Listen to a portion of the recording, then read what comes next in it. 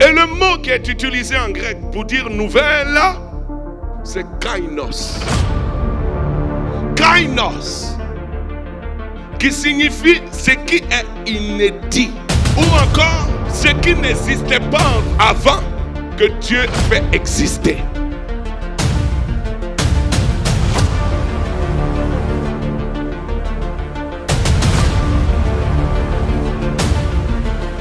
Et vous voyez, quand nous croyons en Jésus-Christ, quand nous vivons la grâce de la nouvelle naissance, ces paroles certainement s'accomplissent dans notre vie. Beaucoup de ceux qui sont là, ils sont beaucoup plus conscients. Certains, pas tous, sont conscients des démons, des sorciers, des maris et de femmes de nuit, sont conscients des attaques. Il y a une sœur d'un pays qui m'a abordé. Mon frère, ça ne va pas. Je souffre. J'ai beaucoup d'attaques. Beaucoup d'attaques. Je l'ai regardé et je lui ai posé une question. Tu es baptisé? Oui. Beaucoup ne jouissent pas du privilège qu'ils sont en Jésus-Christ par la grâce de leur baptême. Et vous voyez, l'ignorance nous a dépouillés, comme le dit la parole de Dieu. Puisque tu as refusé la connaissance, alors tu seras dépouillé. Dépouillé de quoi? De ses privilèges. Alors, je vais aider cette sœur. J'ai pris Isaïe au chapitre 55. Le verset 15 qui dit, ça dépend des versions. Dans une version, il est dit, si l'on t'attaque, cela ne viendra pas de moi, dit le Seigneur. Quiconque t'attaquera ou se liguera contre toi tombera sous ton pouvoir. Et vous voyez, j'ai dit, ma soeur, lis cela. Elle a commencé à lire dans son cœur. J'ai dit non, dis-moi ça à haute voix. J'ai dit, Dieu dit quoi? Elle dit, si on m'attaque, tous ceux qui m'attaquent, ils tomberont. J'ai dit, sous le pouvoir de qui? Elle dit, sous son pouvoir. J'ai dit, mais est-ce que tu as exercé ton pouvoir? J'ai dit, fais la repentance et commence à dire merci à Dieu. La parole de Dieu est vivante et elle est efficace.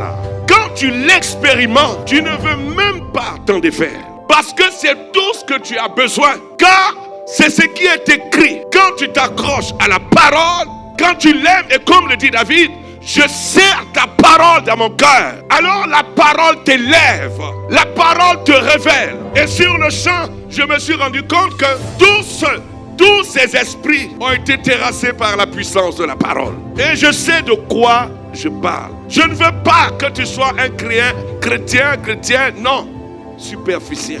Tout à l'heure, je voyais danser la prophétie, etc. D'autres étaient agités.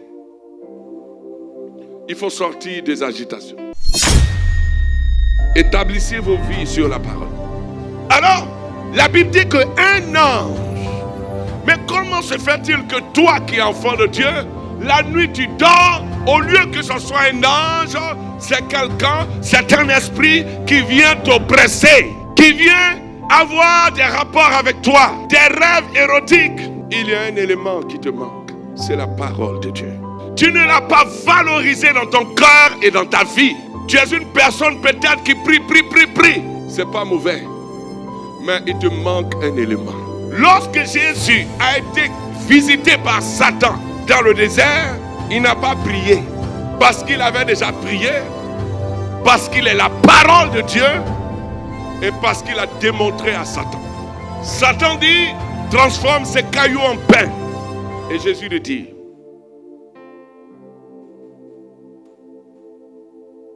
il est écrit. Dis à ton voisin, c'est écrit dans ta Bible. Ce que tu n'ouvres pas là, c'est dedans.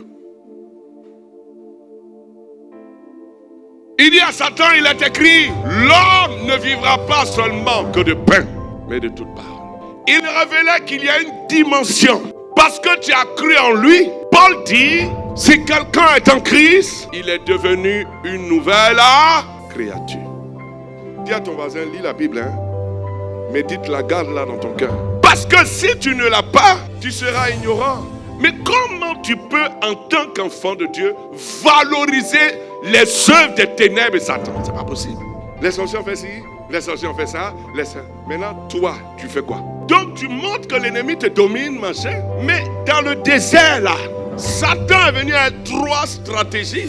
La nouvelle personne que tu es en Christ, que tu as reçue par la grâce du baptême de la nouvelle naissance, c'est de cette personne-là que Jésus parlait aussi. Certes, en nous, il y a 2 dimensions. Il y a cette dimension humaine où pour avoir la force, il faut manger, il faut boire les éléments et tout ça. Mais il y a une autre dimension qui est la dimension spirituelle. Nouvelle créature en Jésus-Christ. Et le mot qui est utilisé en grec pour dire nouvelle, c'est kainos. Kainos, qui signifie ce qui est inédit. Ou encore, ce qui n'existait pas avant que Dieu fait exister. C'est-à-dire le kainos, il n'a pas de passé. Il commence en Christ et en sa parole. Une autre signification qui dit encore un nouveau type. C'est-à-dire un nouveau type d'homme et de femme en Jésus-Christ. Ce nouveau type, il ne parle pas des œuvres des ténèbres. Il parle des œuvres de la lumière. De ce que Jésus a accompli. Et c'est dans les pas du ressuscité que ce nouveau type marche. Parce que c'est à travers celui-là que Dieu travaille. Pas dans ta chair. Pas ce que tu étais dans ton passé. Non, Dieu n'a pas besoin de ça. Parce que Dieu ne bricole pas avec l'ancien. Il travaille avec le nouveau. C'est pourquoi quand tu es dans la parole, il te faut la mentalité de la parole. Beaucoup sont là.